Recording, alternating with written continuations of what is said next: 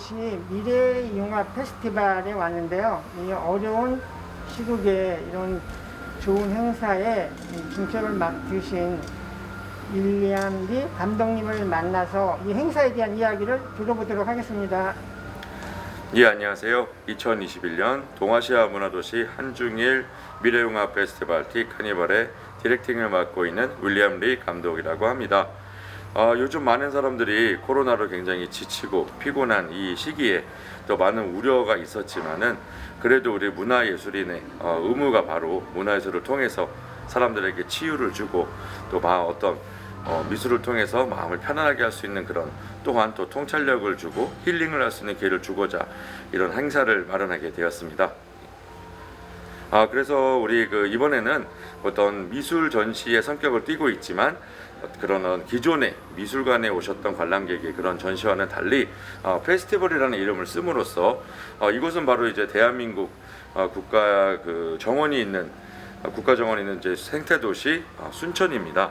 이제 그렇기 때문에 이거 국가정원을 찾아오시는 분들은 대부분이 이제 일반 미술 애호가도 있겠지만 일반인들도 더 많이 계시고 또 가족과 연인들이 많기 때문에 일반인들도 참여할 수 있는 굉장히 문턱을 낮춘 즐길 수 있고 또 미술과 가까워질 수 있는 그런 전시를 준비하였습니다.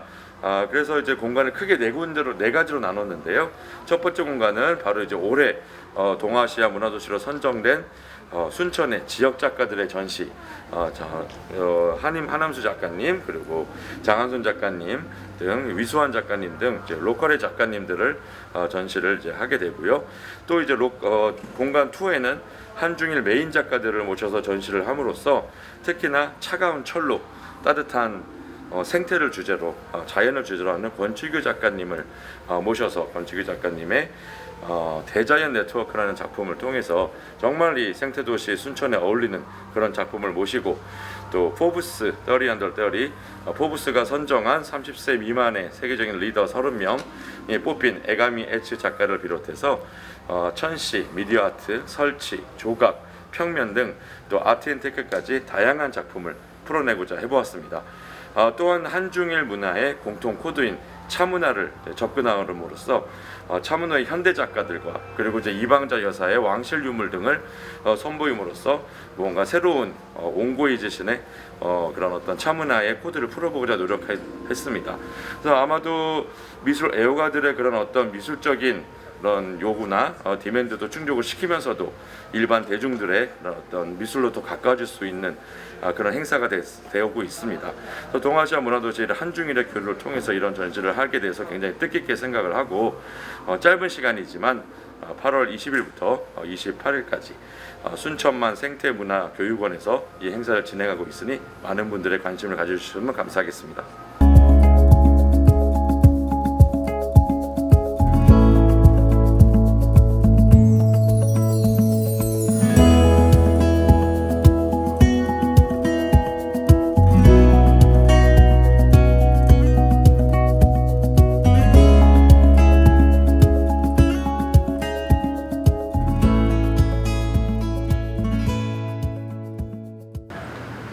안녕하세요. 오늘 저는 순천에서 열리고 있는 한중일 미래융합 페스티벌 큰 행사에 왔는데요.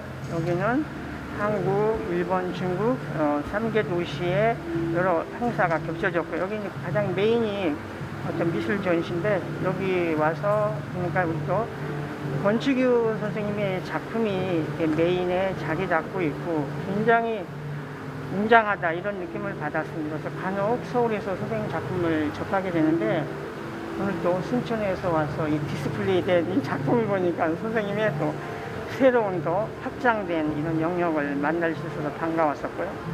선생님이 이 작품 쭉 해오면서 숲의 이야기 이 시리즈가 굉장히 어떤 자연 환경에 대한 이런 거를 다루면서 일반인들한테 많이 알려졌는데 선생님이 이 숲 시리즈? 이걸 좀 설명해 주시면 좋을 것 같아요. 네, 이 행사는 2014년도부터 한중일 문화교류 행사로 이제 시작된 걸로 제가 알고 있습니다. 그래서 올해는 한국에서는 이제 순천이 문화도시로 이제 지정이 돼서 순천 하면은 이제 생태 순천만 습지도 있고 네. 뭐 하다 보니까 여기가 이제 생태 문화 도시로 이제 선정이 된 거예요. 그래서 이제 이 행사도 이루어지게 됐는데, 제가 이제 주로 이제 뭐 자연, 숲 시리즈 이런 작품, 이런 주제를 가지고 작품을 하니까 제가 이제 여기 이 행사에 이제 메인 작가로 초대가 돼서 네. 제가 이제 자연을 이 숲 이미지를 가지고 표현하고자 하는 궁극적인 그 핵심이 주제가 저겁니다. 회복 탄력성. 네. 자연이 가지고 있는 회복력, 에너지. 제가 이제 이 작품 바로 전에는 이제 주로 이제 주름으로 해서 그 보이지 않는 그 힘의 작용에 대해서 어떤 힘을 형상화하는 거 이런 거 작품을 했었는데, 그거를 조금 더 그 작품의 어떤 그 연장선상에서 뭔가 어떤 자연도 비슷한 보이지 않는 그 힘을 가지고 있다, 에너지를 가지고 있다, 그런 주제를 약간 좀 더 일반인들하고 좀 더 교감할 수 있는 쪽으로 이제 바꾼 게 이제 이 자연 숲 시리즈인데, 순천이 가지고 있는 그 생태의 자원 이런 것들이 앞으로 어떤 그 미래 가치 이런 것들이 이제 이번 행사를 통해서 좀 더 확장되고 더 알려지고 했으면 하는 어떤 그런 바람이고요. 제 작품 또한 이제 그 약간 이제 여기서 보이는 것처럼 픽셀 이미지화했습니다. 그러니까 이게 네. 이제 그 자연을 모티브로 했지만 이렇게 좀 다 이렇게 그 모니터상에 나타나는 픽셀처럼 이제 만들어놨죠. 그래서 뭐 좀 이제 보시면 아시겠지만은 저 작품은 어떤 숲을 통해서 서로 이제 우리가 서로 이제 여기 관람객이 있어서 네. 마주 볼 수 있는데, 이제 어떤 숲이라는 걸 통해서 우리가 이제 교감하고 뭐 할 수 있는 어떤 그런 메시지고, 또 이 작품은 이제 여기 들어가서 보면은 무한 이제 양쪽에 이제 거울을 이제 반사시켜서 어떤 가상 공간을 제가 이제 만들었는데, 이제 굉장히 좀 무한대로 펼쳐지는, 실제는 그거는 가상 공간이긴 하지만은 어떤 그 자연이 가지고 있는 무한한 잠재력, 그거에 대해서 이제 보여주는 겁니다. 그래서 아주 긴 통로 안에 우리가 놓여 있다라는 거. 그래서 어떤 미디어의 시대에서도 이 자연은, 미래에도 이 자연은 영원히 지속되고 보존되어야 될 가치가 있다라는 어떤 그게 이제 제 작품의 핵심적인 내용 같습니다. 선생님의 그 작업해가는 그 프로세스 과정이라고 해야 될까요? 또 거기 사이사이에 또 우리가 얘기하는 그 조명이라고 해야 될까? 이런 것들이 다 이렇게 융합이 돼서 선생님이 추구하는 이런 것들이 일반인들한테 굉장히 쉽게 공감되게 전달해 주는 것이 또 선생님의 어떤 작품에 대한 매력이라고 저는 생각을 했거든요. 네. 그거는 어떤 과정 네. 얘기를 해주십니다.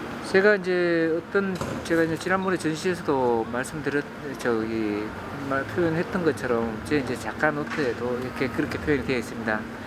뭐 색은 어떤 존재의 표정이고, 그러니까 자기가 뭔가 제가 저기 주로 이제 보면 색깔이 굉장히 연두색 같은 것들이 이제 연두색이 많은데, 그게 이제 우리가 그 굉장히 초봄에 느끼는 감정, 그 봄에 막 3, 4월 달 추운 겨울을 이기고 막 이제 새싹이 막 올라올 때 어떤 그런 아주 연한 그 빛, 이제 연한 연두빛, 그거는 그 존재의 표정이라고 했는데, 자기가 뭔가 이게 빛을 머금고 싶은 어떤 그 생명력이거든요. 빛을 더 따고 햇볕을 받아서 더 푸르게 이제 성장하고 싶어하는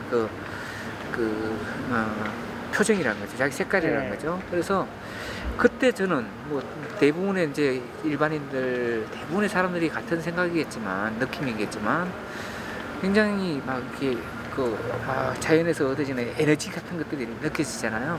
그래서 제가 이 자연이라는 모티브를 쓰면서 주로 이제 색을 그렇게 좀 약간 연두빛, 그래서 주로 지금 제 작품에 보여지는 그 연두는 그런 의미에서 연두색이고, 또 어떤 형태는 어떤 힘의 흔적이라고 하는 것처럼, 제가 이제 이제 나무라는 어떤 그런 이게 형태를 이렇게 중첩을 시켜서 이제 주로 이제 여기서 보여줍니다. 그래서 우리가 이제 산이라든지 어딘가 이렇게 갔을 때 자연의 어떤 그 중첩되어 있는 어떤 그런 이미지를 보고 느끼는 게 뭐냐면은 굉장한 마찬가지 아까 연두빛에서 느꼈던 어떤 그런 거와 마찬가지로 막 에너지가 느껴져요. 숲이 가지고 있는 에너지잖아요. 우리가 산에 가서 힐링을 하고 하는 것처럼 제 작품을 보고 이제 어떤 그런 걸 느꼈으면 좋겠다는 거죠. 그래서 보면 대부분 어떤 숲의 이미지를 반복적으로 이렇게 형태를 이렇게 중첩을 시켰습니다. 그래서 굉장한 이런 그런 거기서 에너지가 느껴졌으면 좋겠다.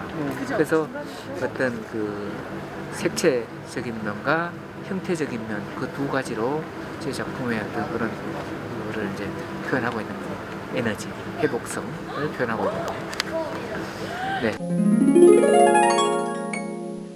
네, 선생님이 이번에 마침 서울 국제 조각 페스타 운영위원장을 맡으셨다고 하는데요. 이번에 조각 페스타 어떻게 준비되어 가고 있나 잠깐 한 말씀 해주시죠. 네, 제가 2021년 서울 국제 조각 페스타의 운영위원장을 맡게 됐는데 저희가 국제 조각 페스타가 올해로 이제 10주년입니다. 네. 10주년인데 제가 운영위원장을 맡고 이제 그간에 조각 페스타가 굉장히 많이 성장을 해왔지만은 뭔가 좀 더 한 걸음 더 이렇게 발전해야 되겠다라는 어떤 그런 게 제 주관입니다. 그래서 이번에는 좀 미술은 산업이다라는 어떤 슬로건을 가지고 조각이 한 단계 더 발전할 수 있는 그 계기를 만들고자 이번에는 우리 이제 기존에는 우리 작가들끼리만 이제 해왔었는데 조금 이제 기업 같은 부분들 기업을 많이 좀 이렇게 유치해서 기업하고 작가하고 같이 상생할 수 있는 그런 협업을 통해서 상생할 수 있는 모델을 만들자. 이제 올해 그 행사의 핵심이 그겁니다. 그래서 아마 올해 이제 조금 기업들이 많이 섭외가 됐는데 아마 이번에는 새로운 걸 좀 보여주지 않을까. 그래서 새로운 변곡점이 되지 않을까라고 기대하고 있습니다. 예술의 전당에서 11월 30일 오픈입니다. 네. 그리고 선생님의 앞으로 계획 중에 미국에 진출을 한다 이런 얘기를 제가 들었는데요. 지금 앞으로 어떤 계획에 대해서 한 말씀 해주시죠. 네, 이제 국내에서도 활동을 해왔지만은 이제 전반적인 흐름이 또 우리 이제 글로벌하게 뭔가 또 펼쳐야 되는 시점이 오지 않았나. 그리고 또 얼마 전에 또 해외에서 전시도 있고 했었는데 굉장히 또 반응도 좋고 그래서 아주 기대를 하고 있습니다. 그래서 올해 안에 맨하탄에 저희 플랫폼을 하나 만들어서 저희 작품 저희는 이제 부부 작가인데 이제 와이프하고 같이 김경민 작가하고 또 이제 우리 작품도 하지만 그 외에 또 한국의 좋은 작가들을 이렇게 널리 더 알릴 수 있는 그런 계기 또 한국의 그런 미술의 우수성을 좀 더 이렇게 활발하게 펼쳐 나가야 하지 않나. 이제 우리가 이제 그런 역할도 좀 이제 같이 해야 되지 않나. 어떤 그런 생각을 가지고 임하고 있습니다.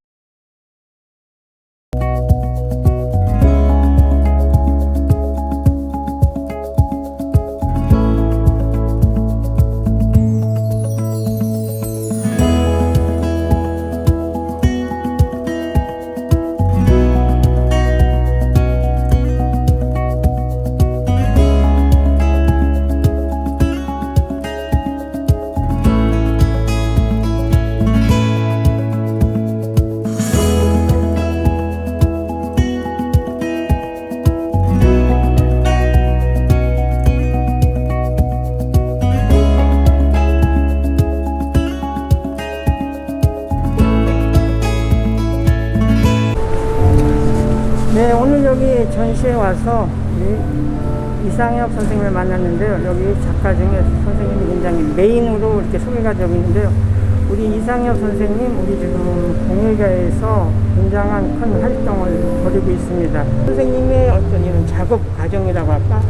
또 그 운이 상징하는 어떤 순결성, 이런 것이 잘 매치가 돼가지고 굉장히 일반인들의 시선을 사로잡고 있는데요. 선생님 좀 설명 좀 해주시죠. 아, 예. 제 작업을 유심히 관심을 많이 가져주셔갖고 여기저기서 저를 불러주시는데, 사실 제가 하고 있는 작업은 사실 제일 금속공에서도 제일 보편적인 처음 시작되는 형태 작업이거든요. 그러니까 뭐 항아리에서 물레를 치듯이 아니면 유리로 브로잉을 하듯이 도구만 틀릴 뿐이지 만드는 원리는 똑같은 그런 작업입니다. 그러다 보니까 이제 금속으로 그런 형태를 기본적인 작업으로 처음서부터 끝을 맺어갖고 제 작품 세계를 보여주다 보니까 그 점이 다른 선생님들은 그걸 안 하시고 계시는데 제가 그걸 하고 있어서 좀 더 유심히 봐주시고 좋아해 주시는 거죠.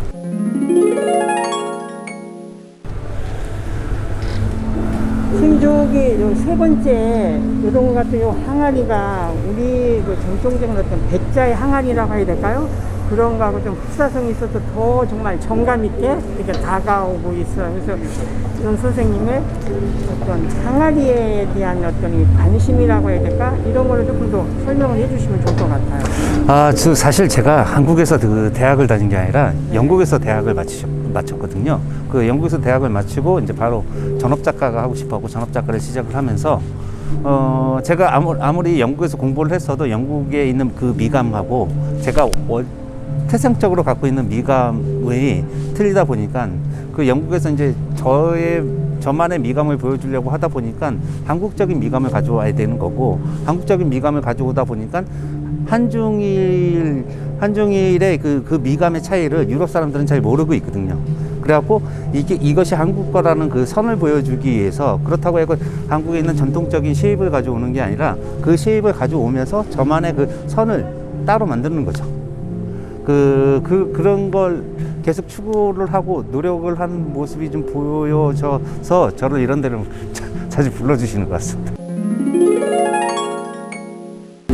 네, 여기 보여지는 우리 이상엽 선생님의 작품이 언뜻 멀리서 보면은 흙으로 구워낸 이 도자기로 생각을 할 수 있는데요. 사실 와서 보면 이게 하나하나 구리로 해서 만들어진 이런 작품이거든요. 근데 이 작품이 어떻게 동으로 저렇게 도자기를 만들어낼 수 있을까, 이런 것이 일반인들한테는 굉장히 궁금하거든요. 그래서 선생님 작업의 어떤 과정을 잠깐 설명을 해주시면 좋을 것 같아요. 제가 이 망치형으로 이렇게 형태를 만드는 거, 이제 한국적인 문화 코드를 담아내는 거고, 표면 같은 경우는 이제 문화 코드가 변하는 흐름이 변하는, 그러니까 녹아내리고 쓸려내리고 닦여내리고 그런 모습을 보여주다 보니까 그런 모습을 너무 다이내믹하게 보여주는 게 아니라 잔잔하게 보면 볼수록 좋아 보이는, 좋아 보일 수 있는 그런 작업을 하려다 보니까 도자하고 이제 흡사해 보이는 거죠.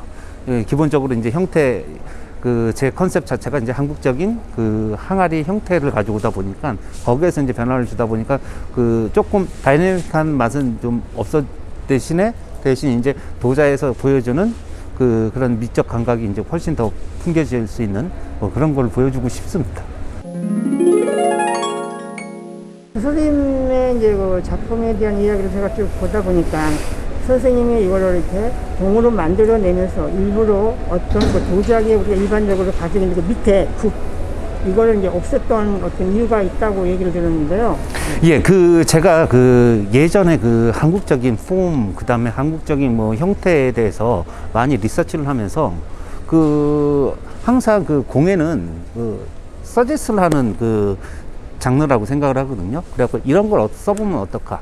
그런데 지금은 예전에는 굽이라는 형태 기능 자체가 평평하지 않은 돌이라든가 바닥이라든가 이렇게 놓을 수 있는, 그 다음에 선반으로 깨끗이 깎아놓은 상이라든가 그런 데다 놓는 것보다는 좀 불규칙한 곳에 많이 놓다 보니까 굽이라는 게 좀 필요했고, 유약이라는 걸 바르다 보니까 그 유약의 흐름 때문에 굽이 꼭 어느 정도 필요했거든요.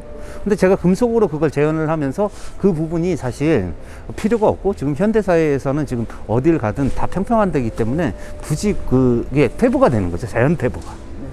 그리고 그 자연 퇴보를 제가 과감하게 시킬 수 있었던 것도 그 형태에서 그 굽이 주는 그 흐름이 약간 제 생각할 때는 계속 연결이 됐으면 좋겠는데, 그 연결의 그 흐름이 깨지다 보니까 그 굽을 빼버린 거죠. 지금 여기 이번에 출품한 작품 수가 대략 몇 점이 되죠? 한 40점. 네. 여러분들 여기 오셔가지고 우리 이상엽 선생님의 이 금속으로 만들어진 우리 고유의 어떤 항아리의 어떤 이런 거를 만나보시면 또 새로운 어떤 이면을 이렇게 감지할 수 있는 이런 좋은 전시인데, 많은 관람객들 찾아주시기 바랍니다. 예, 고맙습니다.